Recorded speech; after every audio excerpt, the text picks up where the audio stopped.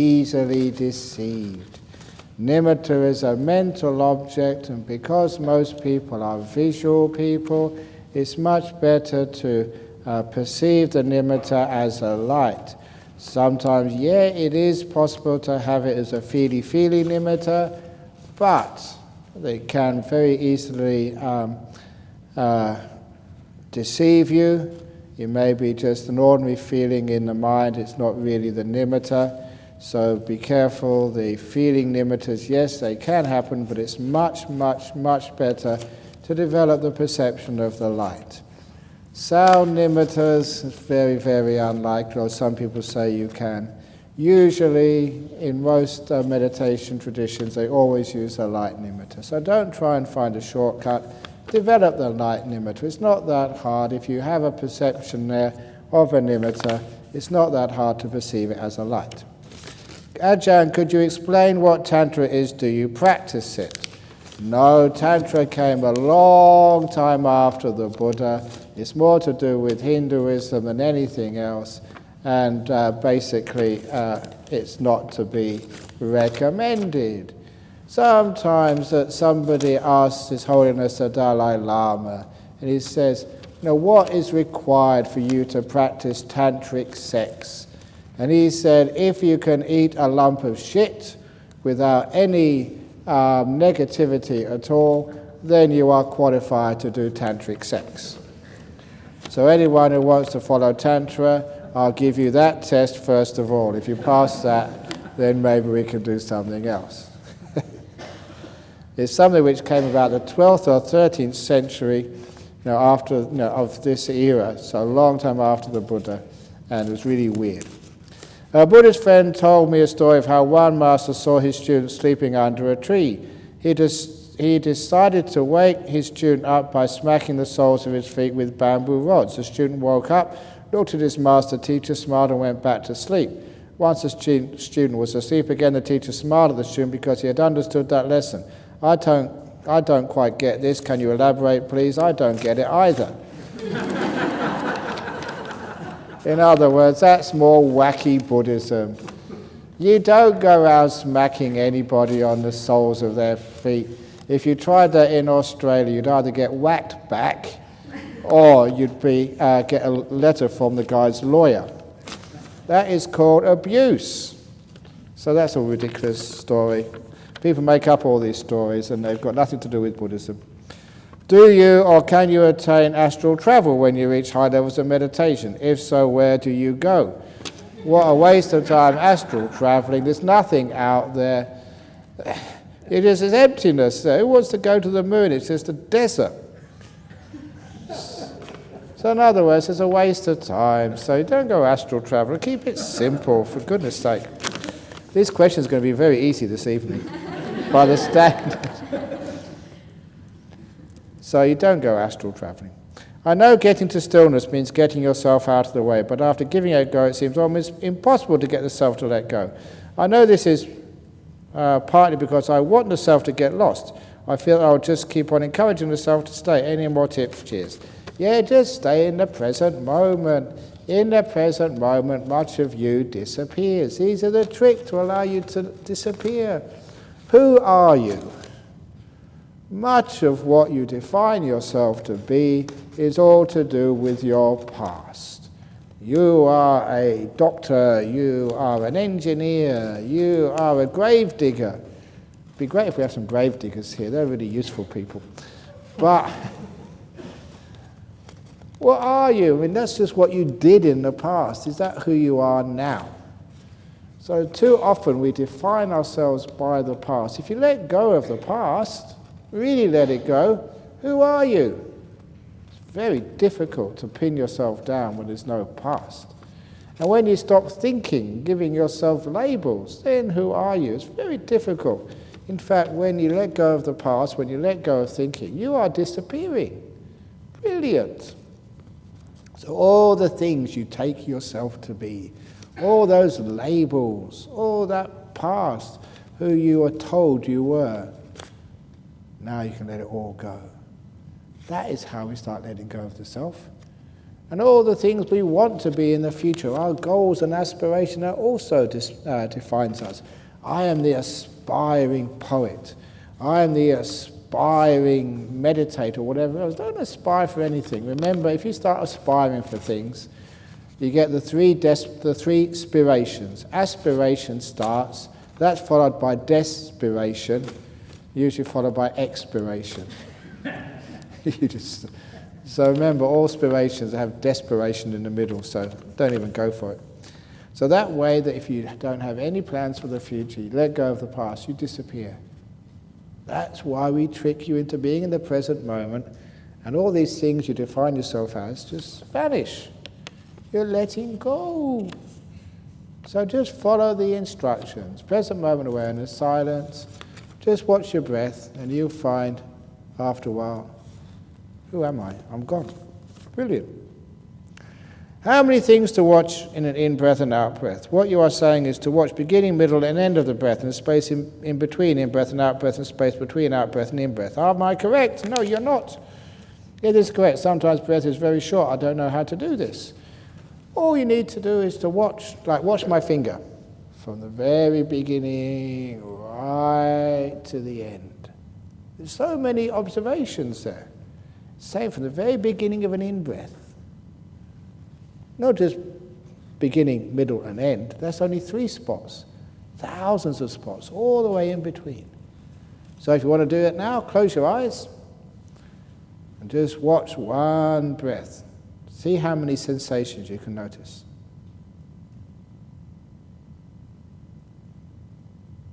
There's heaps of sensations. So little by little, you can see more and more and more of your in-breath. So it's not just beginning, middle, end. It's a whole lot, without any interruptions, from the beginning right till the end. Lots and lots of sensations. So that's what we're supposed to watch. The whole breath. Dear Ajahn, as a Buddhist, eating meat, fish should be avoided, as this encourages killing of living beings, and thereby we observe one of the 5 precepts. No, if you want to avoid killing living beings, don't eat at all. Because if you eat rice, I would live 9 years in the northeast of Thailand. Every time they ploughed the fields to make rice, they killed thousands of little bugs on the plough. And all the birds were always following the plough, picking up all these little animals which had been uprooted. So if you really, really, really want to make sure you don't harm any living beings, don't eat rice.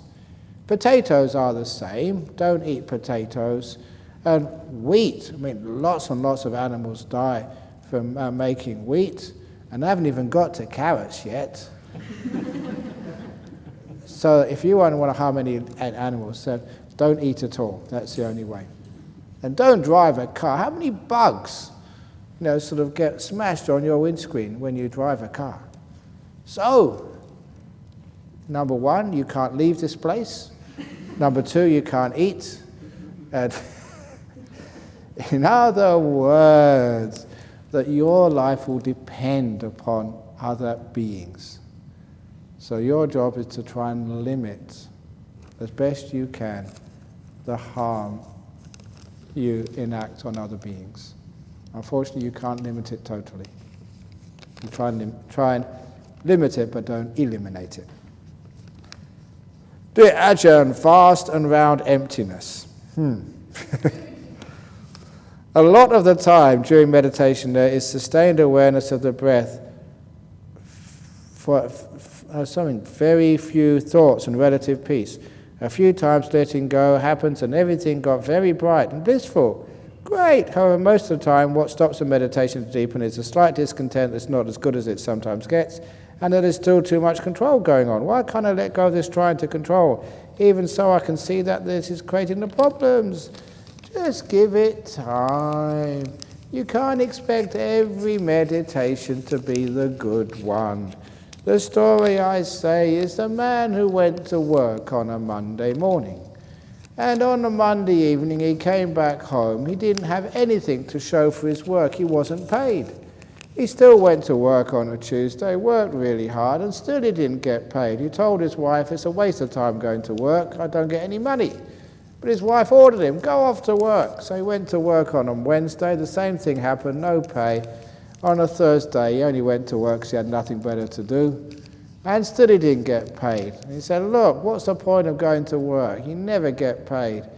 But his wife really forced him, and so he went to work on a Friday, and on Friday afternoon his boss gave him a big pay packet.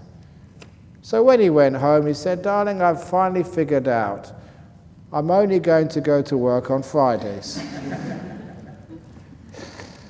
And you all know the meaning of that silly story is that you get paid on Friday for all the work you did on Monday, Tuesday, Wednesday and Thursday as well. And that's the same with your meditation. Sometimes you meditate and you don't get any peace, no bliss. But the next one, still nothing. And then you get the paycheck. And you think, oh, why can't all the meditations be like this? Why can't all days be like Fridays when you get the paycheck? It doesn't work that way.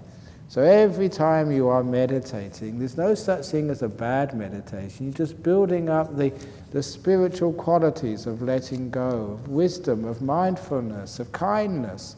It didn't work this time, but you're making progress. You may not see the progress, but the progress is there. And then you get your paycheck. Yes! And then you think the next one will have a paycheck as well. No way. You've got to do some more work, okay? And you only get the paycheck because of all the hard work you did on Monday, Tuesday, Wednesday, Thursday. I understand that. You understand that letting go is something you build up. And every now and again you get the paycheck. Dear Ajahn, many years ago I experienced a deep insight on your retreat. After many days focusing my mind in the present moment, walking, sitting, and sitting, it happened on the 7th day. I sat down, looked at you, and with full happiness and faith I said to myself, I want to see what Ajahn Brahm is seeing. I closed my eyes, focused on my breath. After a short time, all the senses turned off, the hearing, the last to go. Then I became aware, the breath disappeared. Not knowing where to put my focus, I looked upwards and saw this massive, brilliant white light inviting me in. I let go a little to see what would happen and was pulled in with enormous power. Halfway in, I realized to go all the way, I had to let go of the self. And I totally freaked out. Oh. With great willpower, I forced myself out. It was absolutely terrifying, and I never wanted to go through this again. It felt like my mind was split between sanity and insanity. Now when you talk about Nimitta Jhana's insight, it still finds me 13 years later. But on the other hand, it's left me curious as to what may have happened. Had I been able to truly let go? Please elaborate. Oh, you had such a wonderful chance. You don't go insane unless you think I'm insane, and maybe the jokes I'm telling you, maybe. Now this is what happens, you see, beautiful light, you get pulled in, and somehow or other you just stop. It's a stopping which causes you to go through that fear. Just go for it. Remember what I've been keep on telling you, the fear is the thing which stops you enjoying the peace and the bliss. And you know it was powerful, it was blissful, you're about to get in there, and you got scared at the last moment. So please, next time, don't let that happen. You see a beautiful light, brilliant, let yourself merge into it, and you'll have the time of your life. You won't. The only bad thing is if you don't go in there. That's a shame. If you have an opportunity next time, please go in there. It's well worth it. Everybody who's ever been into those deep meditations always says what a wonderful thing they are. And they give you great insight, great peace, great happiness, great sense of freedom, and great health as well. So please, next time that happens, go for it. How do you explain people who do good get negative consequences, but people who do evil get positive fruitions? Is this a law of cause and effect in the true sense? No, it is false. It is not right. It doesn't happen that way. People who do good, but do you really know those people who do good? Because sometimes on the surface it looks like they're doing good, but don't know what they're really up to. And that's sometimes why they get the negative consequences, because they haven't been so good. They're on the surface, they're goody-goodies, but if you know what they're really up to, they can be quite negative. So, but people who do evils get positive fruitions. They don't. Many of those people who you think are doing well in life, the very, very wealthy people, if you get to know the wealthy, powerful, famous people, they're having a terrible life. Many of them are on, really some hard drugs. Look at that when Michael Jackson, when he died, he was having all that incredible drugs, just so he could go to sleep at night. So, he's very wealthy, very famous, but, he had some terrible life. So people who do, what are actually positive fruitions, the good results of karma? They're people, they're not very rich, but they're happy. They're not be terribly successful in life, but they're just having a nice, calm, peaceful time. So when we realize what is real positive fruitions in life, the good results of real good karma, it's like contentment, happiness, and the simple life is the best life. So don't look for people being rich and famous, big houses and big cars, to think that is the result of good karma. That's usually the result of bad karma. And a lot of times people with those big possessions, they're owned by their possessions, they're not free at all. So people who really do good, they get good results. But sometimes you don't know the difference between the good results and the bad results. Look at a person's happiness and contentment. That is a sign that they've done some good work. Ajahn, samsara sucks, but escape is possible through the Eightfold Path. Doesn't this indicate that the universe is fundamentally benevolent and a force for good? Otherwise, no escape will be possible. That's one way of looking at it. But it's not the universe is benevolent, the universe just is. So, samsara can be some troublesome, but if you know how to work the system, in other words, make good karma, then the universe is not so bad. And if you really want to get out of the universe, it's happiness upon happiness upon happiness. That's the way out.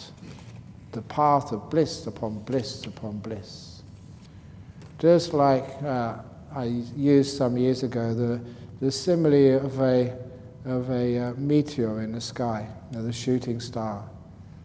You know enough about the universe. These are lumps of ice usually, whirling around the solar system for hundreds of thousands of years, millions of years. And then suddenly they meet the earth, the atmosphere, after millions and millions and millions of years. And then you can see them, this beautiful streak of light, as they finally come to their end, the end of the meteor. And that's lived for such a long time. You see its final, brilliant ending. And that's like the human being, round and round and round of samsara. Round and round, thousands, hundreds of thousands of times. And when they meet the Dhamma, like the meteor meeting the atmosphere of the planet Earth, you meet the Dhamma, and then you start to become brilliant. A shining shooting star, lighting up the night sky. Gorgeous, brilliant, a wonderful flash, and then you're gone. I quite like that idea. Anyway, now that you have mentioned it, can I request for a certificate of happiness? I'm going to be in trouble now. In case one day I forget, if you don't feel like doing it for everybody, you do not have to read this out loud. It's a bit late now. You've got me into trouble. Okay, I'll try and make some up in a couple of days' time. What is the relationship between the ability to get a nimitta and one's past accumulated karma? I think in your book, Mindfulness, Bliss and Beyond, you stated a similar correlation when you said that if your nimitta is dirty or dull, then you may need to clean up your act. Yes, exactly. So remember, the nimitta which you see in meditation is a reflection of your mind, the inner part of you. So when the light comes up, what you're seeing is is your own mind. That's why the 9th stage of the Anapanasati Sutta, you experience the citta, you experience the mind. And the brilliance of that nimitta is a sign of the brilliance of your mind. And here you cannot fake anything. You just seeing directly sort of what your mind is. And if you've been a really good person, if you've been so careful always to close the bedroom door in your cottage, and never to pull open the fridge door and make a really loud sound, if you turn on the kettle very gently so no one hears it, if you're really pure-hearted, then you will find that your nimitta is very brilliant. But if you're one of these people who bangs the doors and complains about everybody else, and it never sort of cleans up anything, and always asks stupid questions on an evening or does other stuff,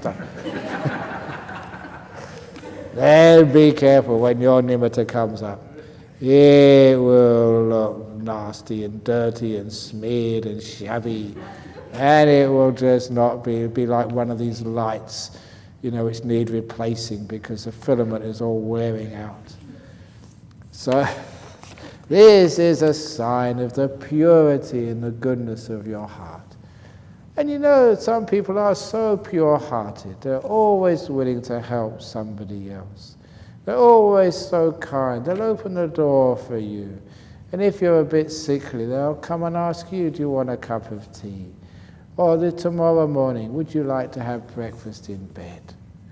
And people like that who are really, really kind, they're just, they're just beautiful people. When their nimitta comes up, it'll always be really, really gorgeous. Why? Because, we all know they're very pure-hearted people. So it is true that the accumulated karma, if you've done a lot of generous donations, keeping your precepts, helping out with people who are much more needy than you are, and you've always been kind and sharing, you'll find your nimitta will be brilliant. I am 48 and have yet to choose a religious path.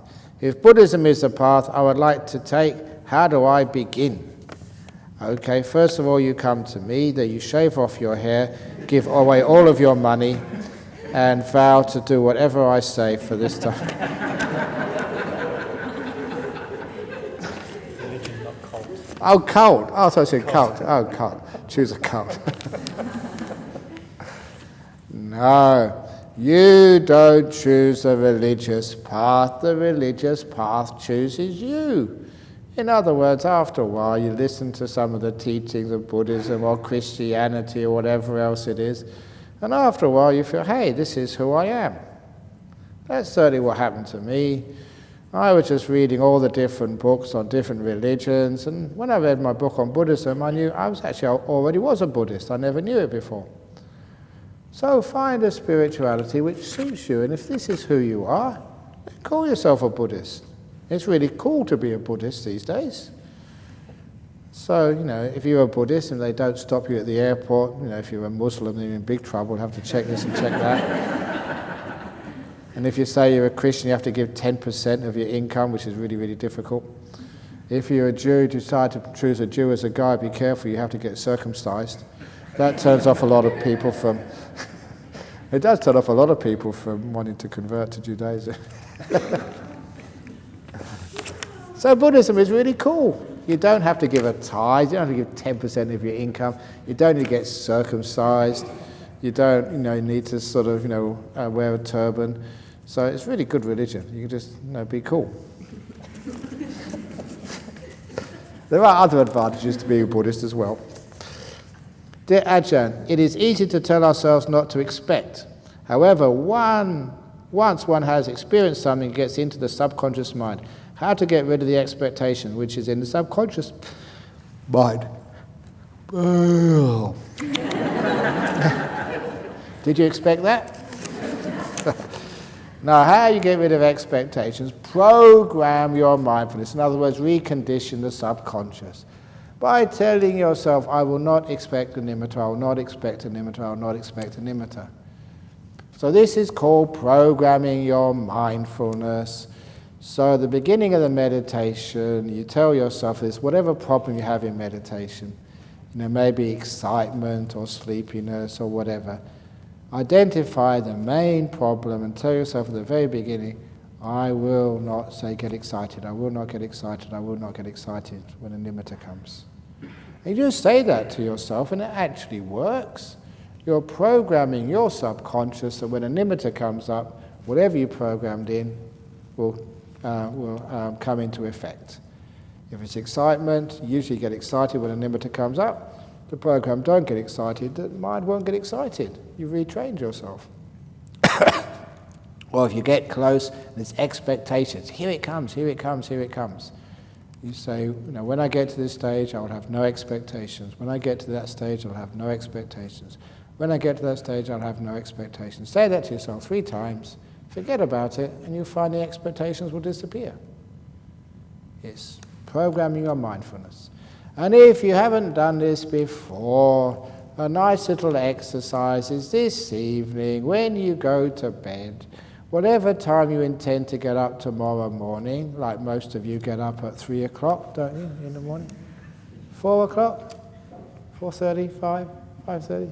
Whatever time it is, say it's 5 o'clock. Set your alarm clock for 5:05, so you're not afraid. And when you go to sleep, just before you go to sleep, say, I will wake up at 5 a.m. I will wake up at 5 a.m. I will wake up at 5 a.m. You set your alarm clock to 5 past just in case. And you will be amazed that you will wake up at 5 a.m. 1 or 2 minutes either side. It always works. And it's incredible how well it works. How do you know that? How does your body know to wake up at 5 a.m.? You tell it to, it's in the subconscious, and it works. So that will give you confidence. You can use that same method of programming mindfulness. Any difficulty, problem you have in meditation, program the solution at the beginning of your meditation. I will have no expectations, I will have no expectations, I will have no expectations. Say it clearly, listen with as much attention as you can possibly muster, and then it works. Very easy. Dear Ajahn, I miss the teddy bear. You know, we used to have a teddy bear here before. You know what happened? Somebody took it to auction for the nuns' monastery. So we're looking for another teddy bear.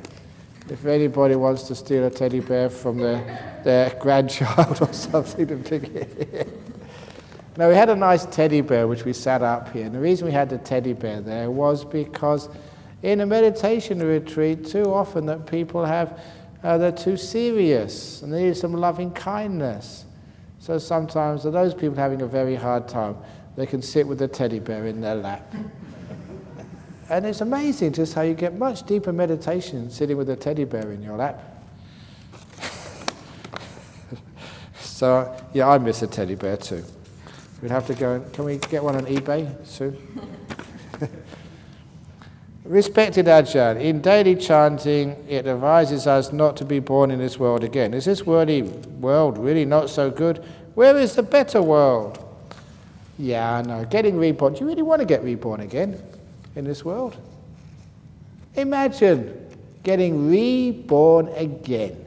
Every time you want something, your mother shoves this dummy inside your mouth. You try to speak, and she shoves something in you. And every time you want to go to the toilet, you wet your pants. And you're trying to get your message across, and no one understands, so you start screaming and screaming because you're in big trouble, and your mummy just gets very upset at you. Do you want to go to school again? Really? I mean, go through all those exams all over again. And those of you, been here and done that, do you really want to go and get married? Have another husband? Haven't you had enough? No, thank you. No, this is enough. Thank you very much. So when you actually think about it, do you really, really want to get reborn again? Have to go through all this all over again. And be careful, next time you may not get reborn in a country like Australia, or United States, or Brazil, or Lithuania. You may get reborn in a terrible... I'm going to say all sorts of countries I don't like, but I better be careful here. There's people from all sorts of lands here. But some of the places you get reborn are very, very difficult. Dear Ajahn, could you please explain again how to make the breath beautiful? And how do you want without getting tense today? How do you want without getting tense? Today I tried to get the beautiful breath and rather got Second Noble Truth meditation. You got frustrated. Look, see if you can incline towards the beautiful. When you go outside, look at the flowers. They're beautiful flowers. Don't look at the spiders. Look at the flowers. Look at the beautiful sky up there. Don't feel the cold. Whatever it is, just incline towards the beauty in life. Yeah, there are problems in life, there are difficulties, but instead of looking at the difficulties, look at the other half of life. Yeah, sometimes people are sick. They may have a cancer, but the cancer's only in one part of the body, the rest of the body's okay. Yeah, you may sort of have a motorbike accident and lose a leg, but you've got another leg. That's called a spare. So, you've got plenty there. So please look at the positive side of life. So, even if you do lose a leg, that's wonderful. You don't have to waste so much time on too many shoes. You only need one shoe from now on. So there's many advantages, whatever you happen in life. And when you look at the positive side, you can see the beauty in anything. So the beauty is there for you to look at. But some people are so negative. They get so into sort of being critical and fault-finding. They can see the fault in anything at all. Beautiful retreat centre like that. This retreat centre sucks. In the afternoon, it's too hot. We should have the aircon on. So we put the aircon on, and then it's too cold. And then the cushions, they're too hard. And you have two cushions, and this is too soft. And then you have no schedule, and say, we want more of a schedule. And then when we don't have a schedule, we say, oh, it's too strict, or whatever it is.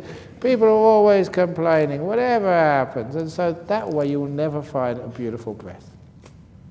Instead you say, isn't it wonderful just to be here, just watching a breath. I've got nothing else to do in the whole world, just to watch a breath.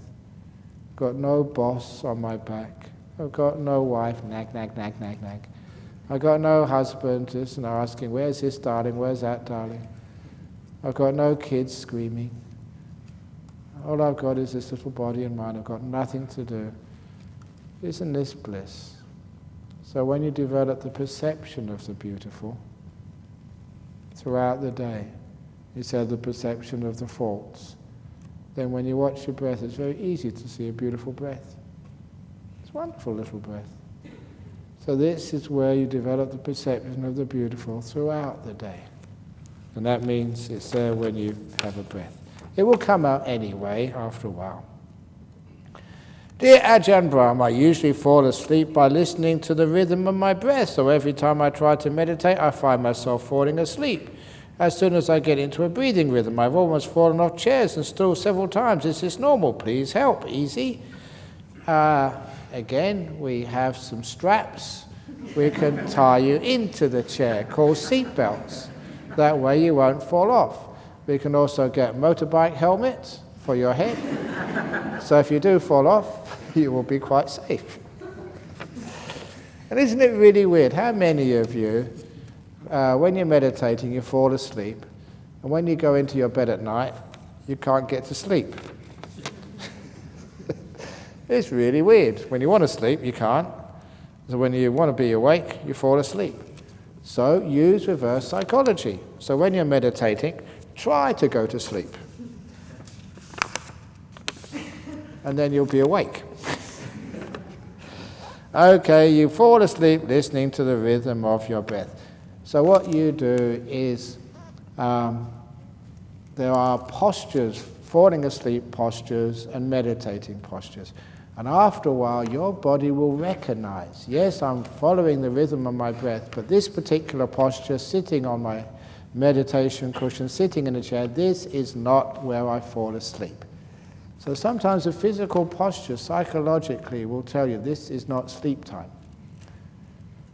which means you can be awake when you are sitting on your cushion. But if you're on your bed, that reminds the mind, this is sleep positions, therefore you go to sleep. It's not just what you do, it's your physical position will also indicate to your mind what you want the mind to do, fall asleep or keep awake.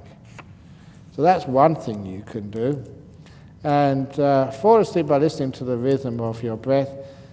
The other thing you can do is program your awareness to say that when you're meditating, yes, I'm going to watch my breath, but please don't go to sleep.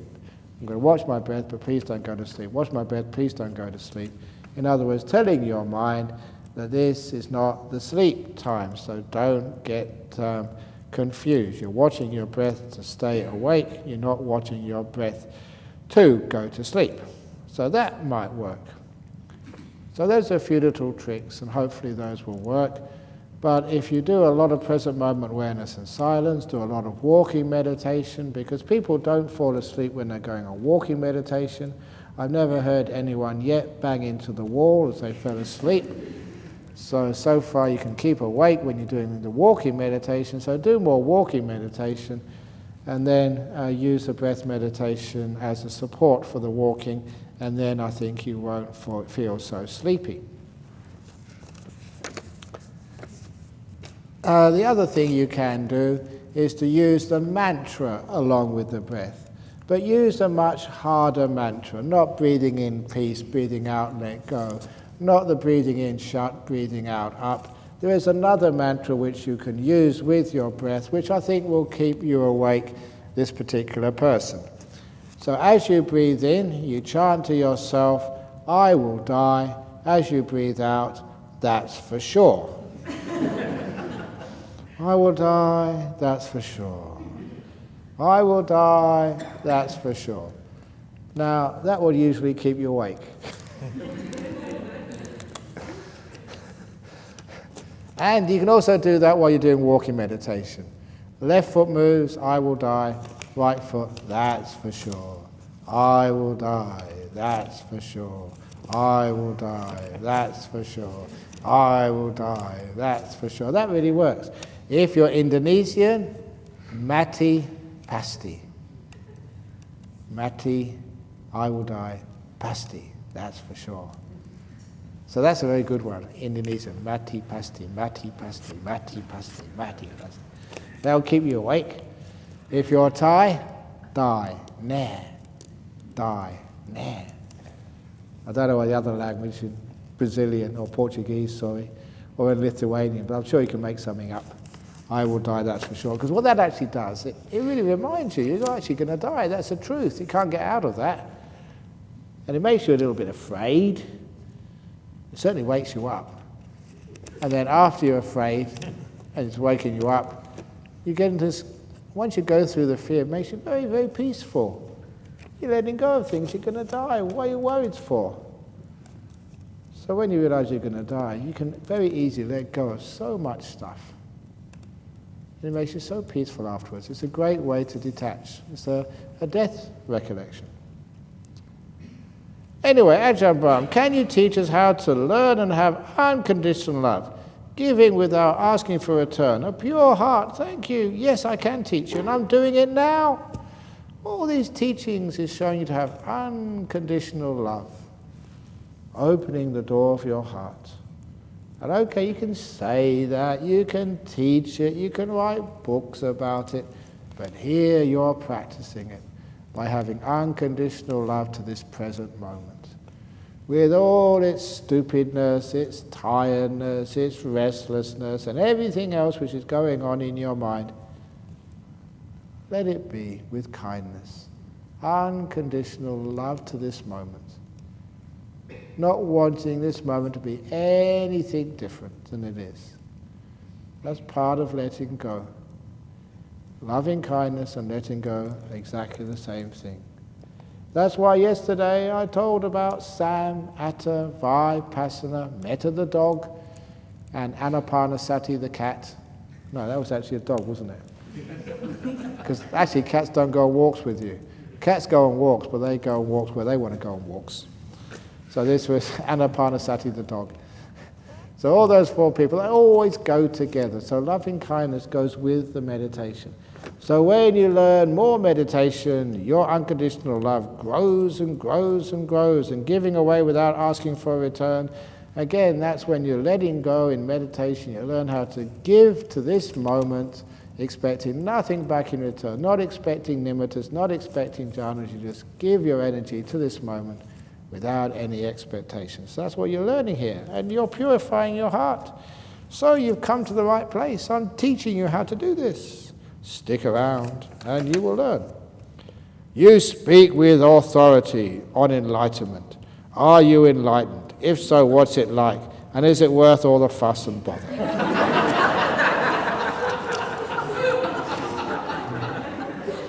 Yeah, that's he who knows doesn't say. He who says doesn't know. So, what's enlightenment like? And is it worth all the fuss and the bother? It's no fuss. It's no bother. That's what enlightenment means. No more bothering, no more fuss. Peace at last. Don't you want to have some peace at last?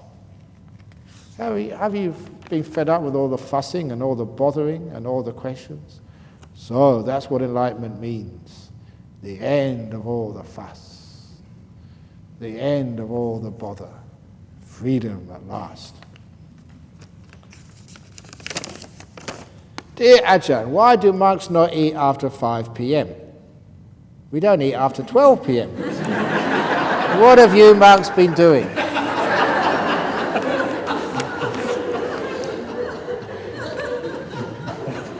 Okay. Why they don't eat in the afternoon? Because just eating in the morning, we already get fat enough. So if we ate in the afternoon and the evening and night time too, we'd be obese. So this is our way of keeping down our weight. So just eat in the morning. Well, a wonderful way of actually, keeping to a good weight. Just don't eat so often. And also, look, how many hours do you spend in the kitchen cooking? Not just even in the kitchen cooking.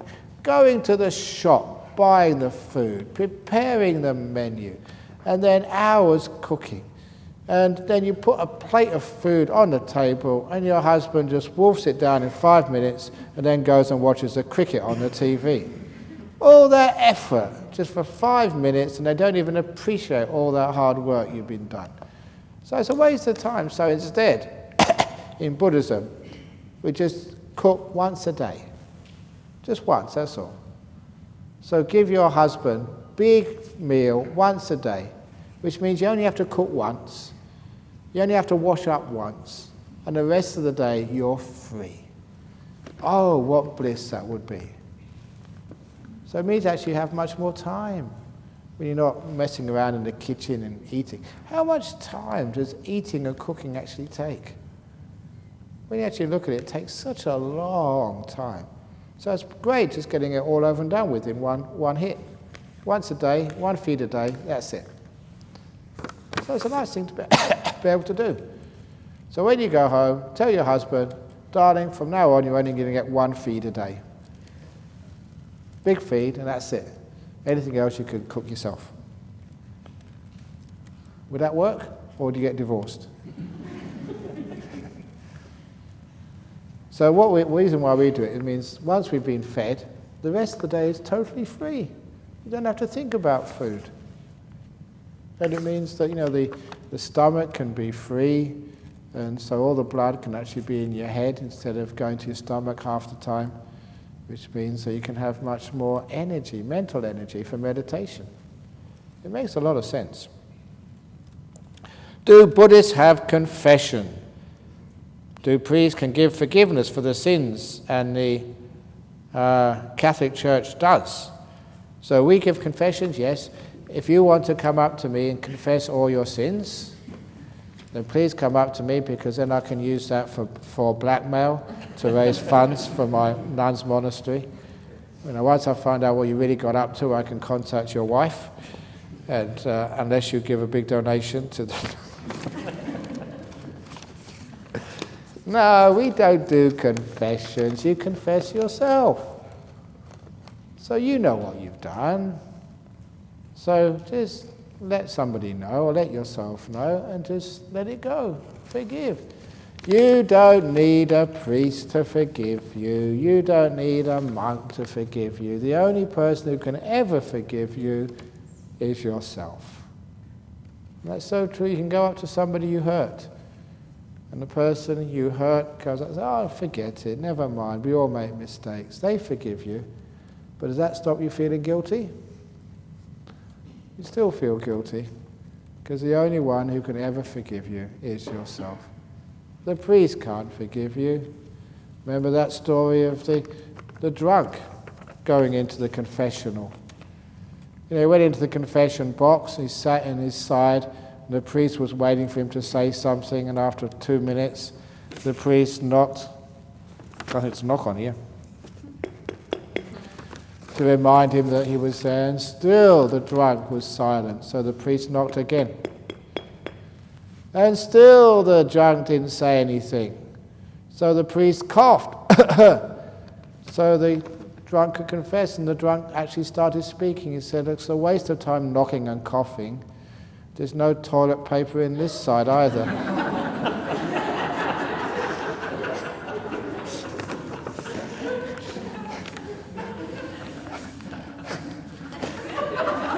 You hadn't heard that before. Wow, I told a joke he hasn't heard.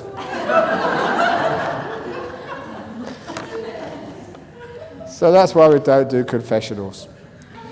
Do ghosts, evil spirits exist? Yes, ghosts do exist. Really bad ghosts. Now I'm on a roll with telling one ghost story. Should I tell the coffin ghost? How many of you have heard the story of the coffin ghost? Most of you haven't. Okay, here it comes. Can we please turn the lights down, please? Very good. This is a spooky story. That's good. There's this one guy, and he went to the Buddhist temple to listen to a talk. And on the way home, he didn't live that far away, so he decided to walk home, maybe only 15 minutes. The problem was, to get home, he had to walk past the cemetery. And I don't know why this is, but in all cities I've been to, they have street lights along the roads. But when you get to a cemetery, the street lights are always much further apart. It's always darker when you get close to the graveyard. So when he started walking in the darkness of the graveyard, or just past it, of course he was a little bit concerned. And he got halfway, nothing had gone wrong, so he thought he was perfectly safe. But just past the halfway mark, he could swear that he heard something following him.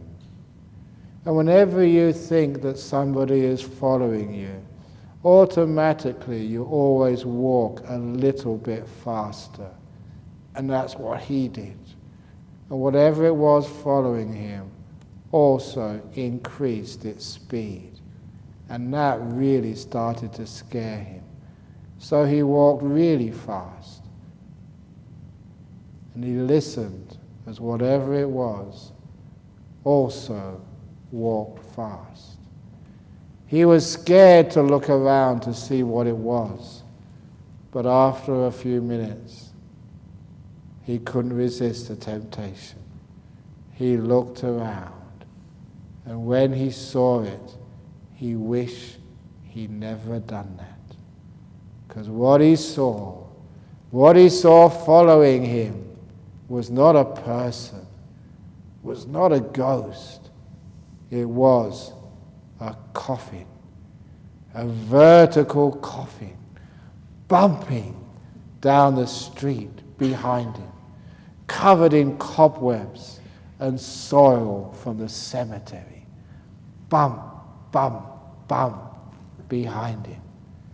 And when he saw that, he couldn't help himself but run as fast as he could. And it didn't matter how fast he ran. Bump, bump, bump, bump, bump. The coffin started catching up on him. He was sprinting as fast as Usain Bolt. Bump, bump, bump. The coffin was catching up. He got to the garden gate of his house. He didn't open the gate. He jumped over it. Bump, bump, bump. Came the coffin right behind him. He got out his keys to open the front door. Bump, bump, bump. He dropped the keys. That's what happens when you're scared. The keys fell on the ground. Bump, bump, bump. The coffin was almost catching up to him.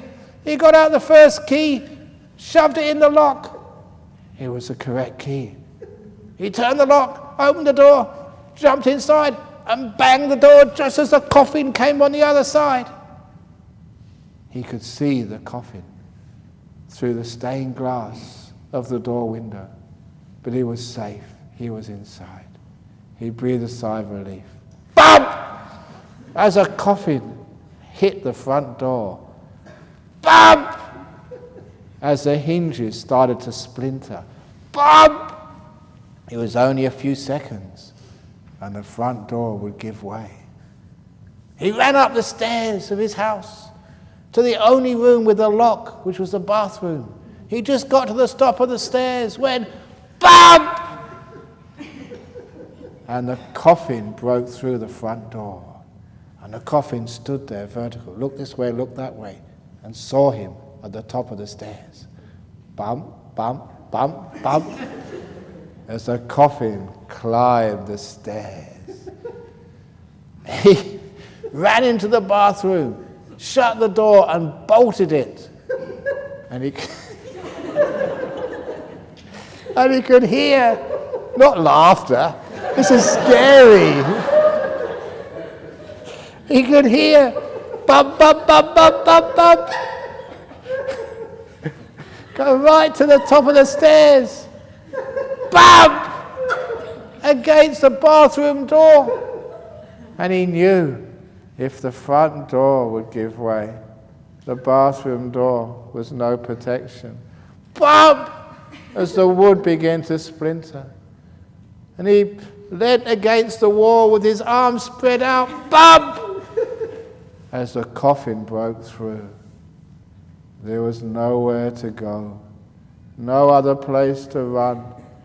Nothing between him and this spooky coffin. Bump! As it started to come towards him. Bump! As it was almost upon him. He reached for the only thing he could think of, and he threw this bottle of medicine over the coffin. And the coffin stopped and never moved again. Because what was in that bottle of medicine was cough medicine. It stops the coughing.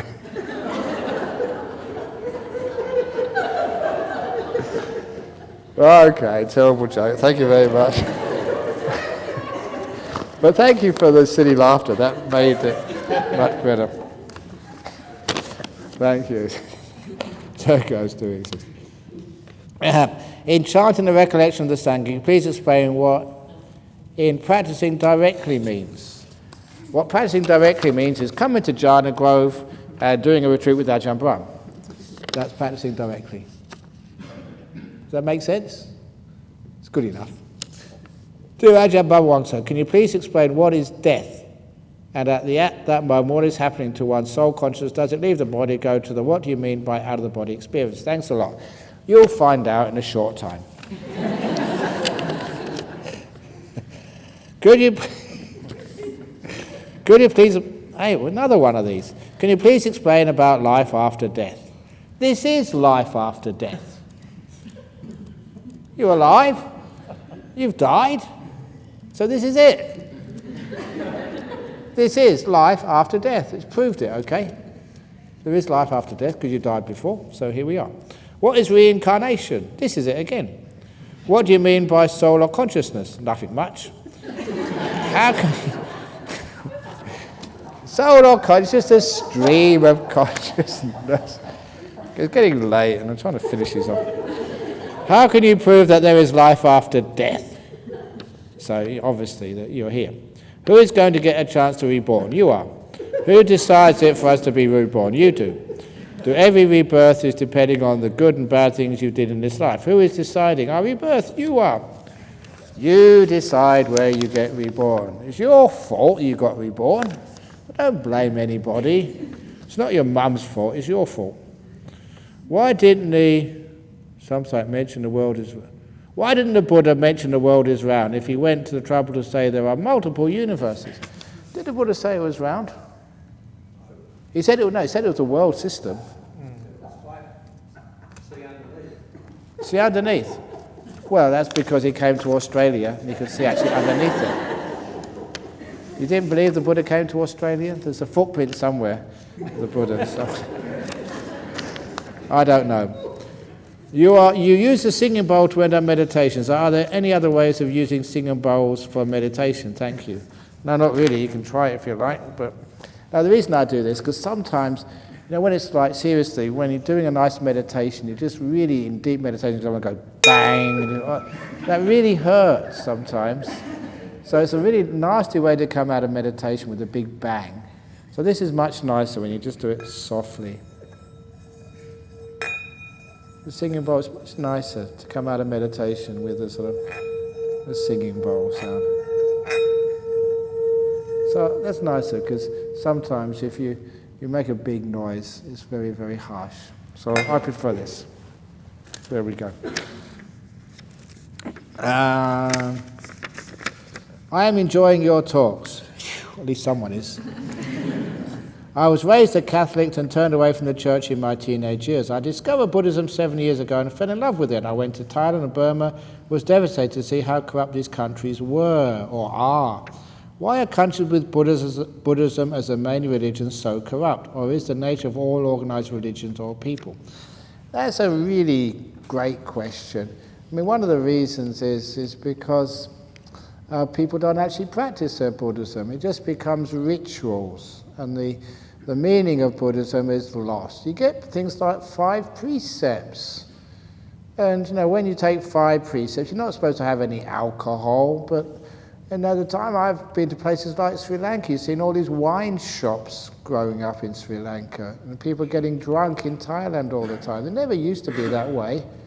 And even when they take the 5 precepts, the last time I went to Thailand, I saw people taking the 5 precepts. They had the hands up like this, they were taking the 5 precepts, and they had 1 finger down. And I'd never seen that before. And so I asked them, what do you mean? Why are you taking the precepts like this? They say, I'm only keeping 4 precepts today. They only got 4 fingers up. They chant all the whole 5. And once I started seeing that, of course, I looked more closely, and sure enough, there was 1 person with 2 fingers down. And after a while, you saw a person with all the fingers down. They're still chanting everything, but they're just... Because a lot of times that it's become so taken for granted that they've lost respect for the religion. And for many people, it's just going to the temple and offering food or money to the temple is almost like as a bribe to somehow wipe out all the bad karma they did the night before. So that way, that's not Buddhism. That's just the rituals. And unfortunately, there's not enough good teachers around who actually teach what the real Buddhism is. And when you do find those good teachers, most of them are lay people. And the monks are just sitting in the temples collecting money. And I'm saying that because I'm a monk myself. I went to Singapore. One of the first times I went to Singapore, they took me to the Burmese temple. And there I saw at the entrance, there was a monk there collecting money and giving people blessings with holy water. And when I went upstairs, there was a layperson teaching meditation. And I thought, this is wrong, it should be the other way around. The monk should be teaching the meditation, and the lay people should be doing all the money business to collect money for the temple, not the other way around. So there's something fundamentally wrong. But there are some very good monks, very good nuns, and I don't mind saying this, you're quite privileged by seeing there's some very good monks and nuns here in Perth. It's one of the reasons why this place is growing so well, because we actually do keep our rules. And it's a great inspiration to see monks and nuns who actually do meditate, they do keep their precepts, and they are really an inspiration for the world.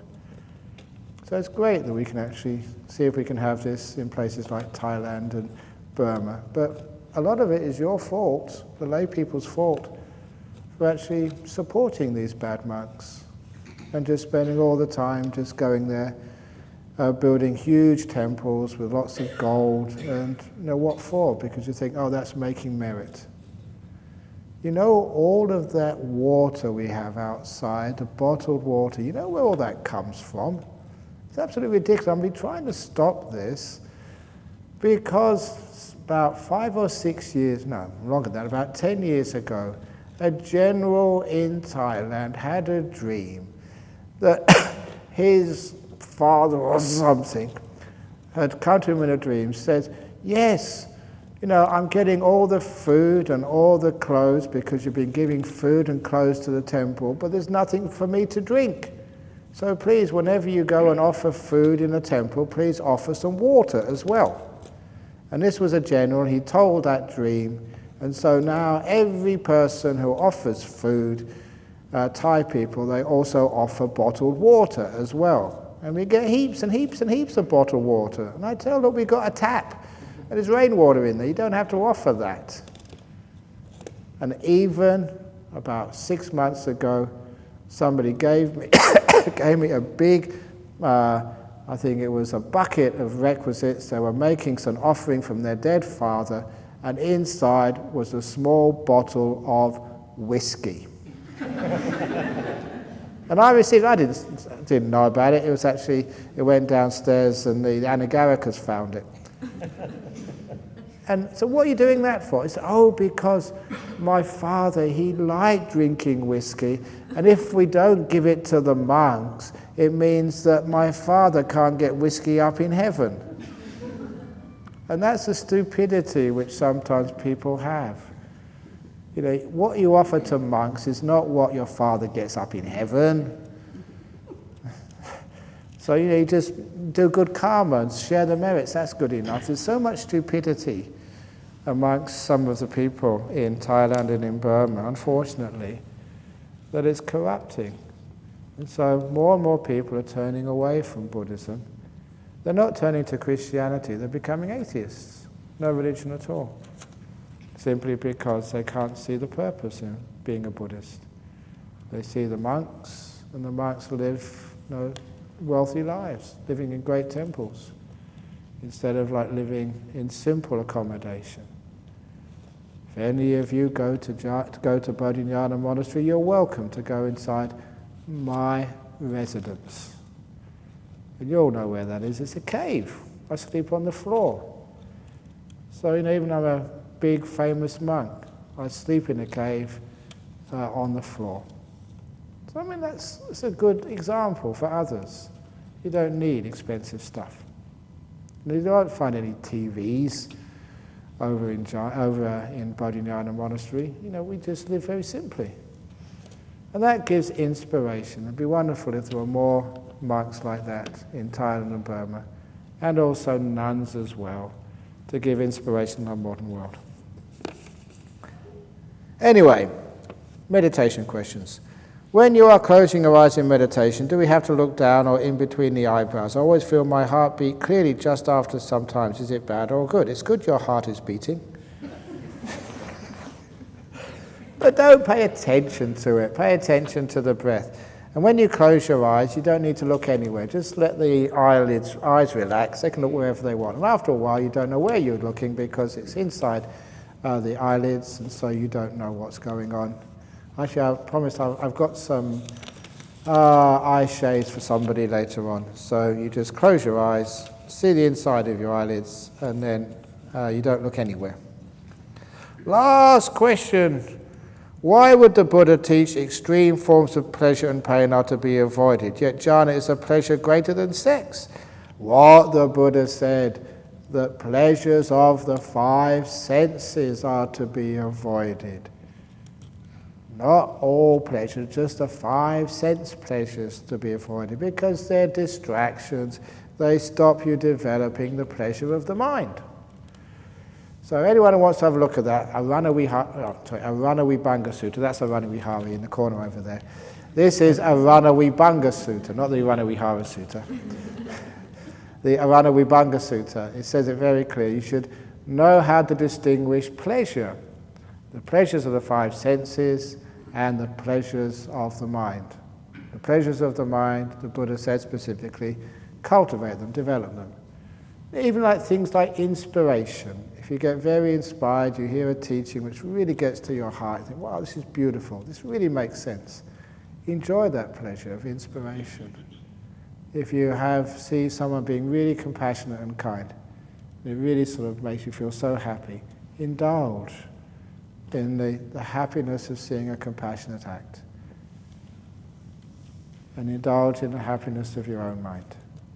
Those are pleasures we're supposed to indulge in. It's very clear in the Ajahn Vibhanga Sutta. The other things we're supposed to avoid, especially the extremes of pain, like listening to my jokes for too long, and it's now 9:15. So now to avoid the extreme of any more jokes this evening. So we can finish off for this evening. I hope you've had a good day, and have a wonderful night, nice meditation, go outside, it's cool. It's very nice weather outside in the evening time, it's nice and cool, and light little wind usually blows over, and it's very, very pleasant indeed. So please, if you want to do some meditation outside, it's a good time. If you want to go to bed, have a nice rest. If you want to do some more meditation, the place is open for you. And see you in the morning, and have a very good night. Sadhu, sadhu, sadhu.